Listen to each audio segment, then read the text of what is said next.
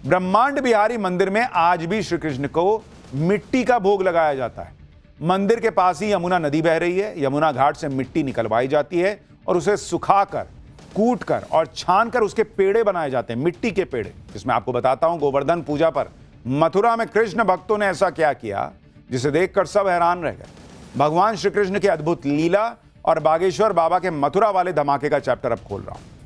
भाई, दिवाली एक दिन का त्योहार तो होता नहीं। दिवाली एक साथ कई पर्वों को लेकर आती है।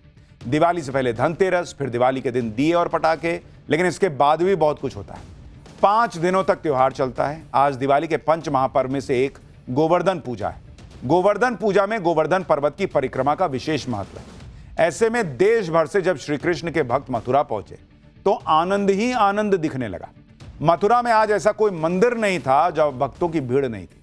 मंदिरों से लेकर सड़क तक आस्था का ऐसा सैलाब उमड़ा कि हर कोई उसमें डूब गया। मथुरा में आज सिर्फ देसी ही नहीं बल्कि विदेशों से आए हजारों भक्तों की आस्था भी देखने को मिली। ये वो लोग हैं जो भले ही देश से बाहर रहते हैं, भारत से इनका कोई कनेक्शन नहीं है, लेकिन भगवान श्री कृष्ण की भक्ति ने इन्हें मथुरा से जोड़ रखा है। मथुरा वृंदावन में ऐसी कृष्ण भक्ति देखने के बाद यह जानना भी जरूरी है कि हिंदू आस्था का पर्व गोवर्धन पूजा क्यों मनाया जाता है।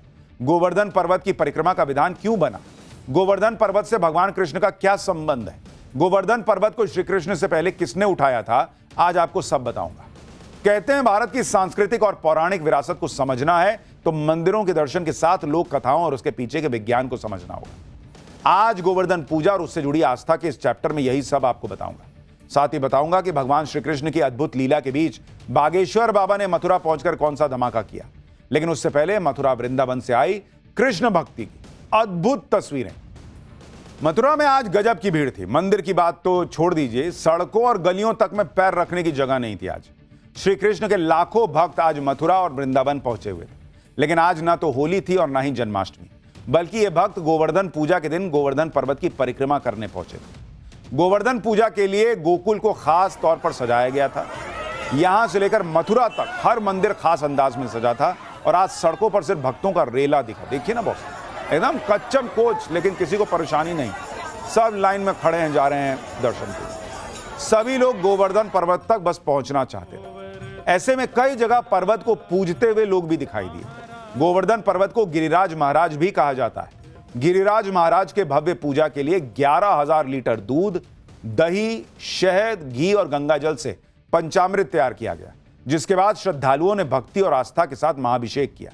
इस दौरान सबसे ज्यादा क्रेज विदेशी भक्तों में दिखा। गोवर्धन पूजा भगवान कृष्ण की उस लीला को समर्पित है जब उन्होंने अपने हाथ की सबसे छोटी उंगली पर गोवर्धन पर्वत को उठा लिया और इंद्र का अहंकार तोड़ा था।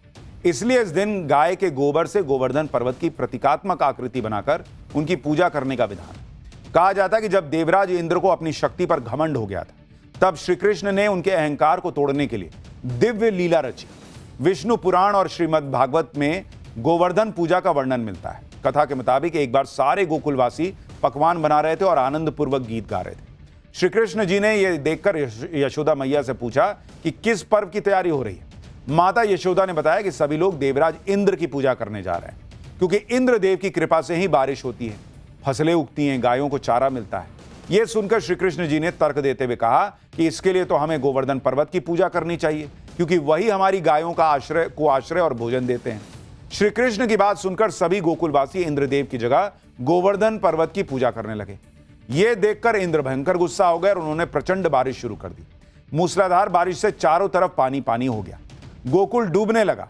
तब श्री कृष्ण ने अपनी सबसे छोटी उंगली पर गोवर्धन पर्वत उठा लिया और सभी गोकुल वासियों को गोवर्धन पर्वत के नीचे आश्रय दिया। 7 दिन तक लगातार भगवान कृष्ण यूं ही उंगली पर पर्वत को संभाले खड़े रहे।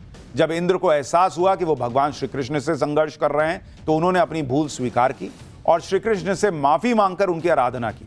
तभी से गोवर्धन पूजा की परंपरा शुरू हुई। कहते हैं आज के दिन गाय और बैलों को नहलाकर उन्हें चंदन, फूल और माला से सजाया जाता है। गायों को हरा चारा खिलाया जाता है, उनकी आरती उतारी जाती है। ऐसा विश्वास है कि गोवर्धन पूजा और अन्नकूट पर्व के आयोजन से लंबी उम्र मिलती है, आरोग्य और समृद्धि प्राप्त होती है और गरीबी दूर होती है। यही परंपरा आज भी जारी है और गोवर्धन पर्वत की पूजा के साथ ही मथुरा में ही नहीं बल्कि देश भर में गाय के गोबर से प्रतीकात्मक गोवर्धन पर्वत बनाया जाता है, गाय की पूजा की जाती है। गोवर्धन पूजा को अन्नकूट पर्व के नाम से भी जाना जाता है। इस दिन गोवर्धन पर्वत पर भोग अर्पित करने का भी विधान है। ऐसे में हजारों लोग घर से भोग तैयार करके गोवर्धन पर्वत पहुंचे और अपने हाथों से भोग चढ़ाया। देखिए, सब लोग लेके जा रहे हैं। सिर्फ गोवर्धन पर्वत पर ही भोग नहीं चढ़ाया गया, बल्कि जहां जहां भी मंदिरों में गोवर्धन पूजा हुई, वहां खास तौर पर से बनाया गया 56 भोग भगवान को अर्पित किया गया। देखिए कितना सुंदर सजाया गया है। गोवर्धन परिक्रमा मार्ग पर पड़ने वाले राधा कुंड की तस्वीर देखिए। आज सुबह से ही राधा कुंड पर भक्तों का सैलाब उमड़ गया। राधा कुंड के चारों तरफ भक्त मौजूद थे। देखिए ना, सभी ने यहां पर भगवान श्री कृष्ण की पूजा अर्चना की। इस दौरान गोवर्धन पर्वत की परिक्रमा करने वालों की भी कमी नहीं थी। लाखों भक्तों ने 21 किलोमीटर की परिक्रमा आज के दिन ही पूरी की। गोवर्धन पर्वत को लेकर जितनी मान्यताएं, उतनी ही आस्था भी नजर आती है। मथुरा के महाविद्या इलाके में हर साल इसी तरह गिरिराज महाराज बनाए जाते हैं। देखिए, यहां पर गोबर से 51 फीट के गिरिराज जी बनाए जाते हैं और फिर उन्हें रंगा जाता है। सिर्फ गोकुल में ही नहीं, बल्कि मथुरा के हर मंदिर में गोवर्धन पूजा होती है। मथुरा के द्वारकाधीश मंदिर की तस्वीरें देखिए, जहां सुबह से भक्तों की भीड़ पहुंच गई। द्वारकाधीश मंदिर में गिरिराज महाराज को अर्पित करने के लिए 56 भोग भी बनाया गया था। ये देखिए, 56 भोग रखा हुआ।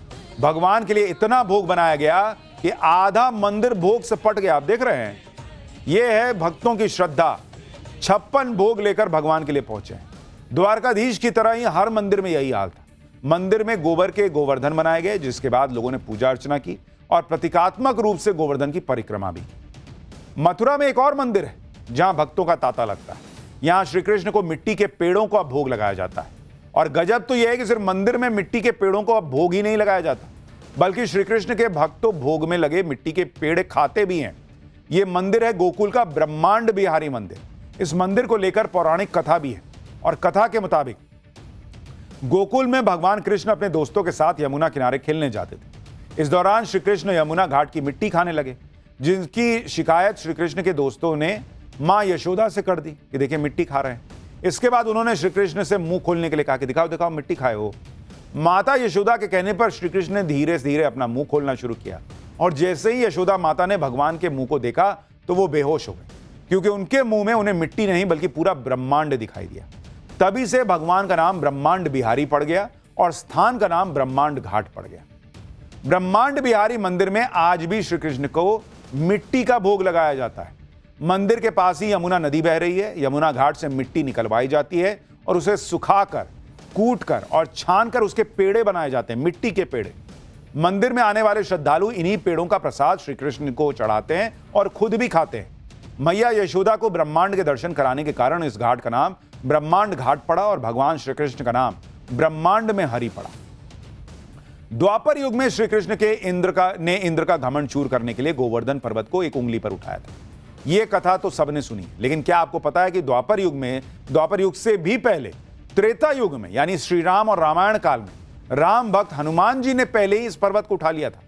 पौराणिक कथा के मुताबिक जब श्री राम और उनकी सेना को लंका जाने के लिए समंदर को पार करना था, जिसके लिए श्री राम जी की सेना ने एक पुल का निर्माण किया जिसे राम सेतु कहा जाता है।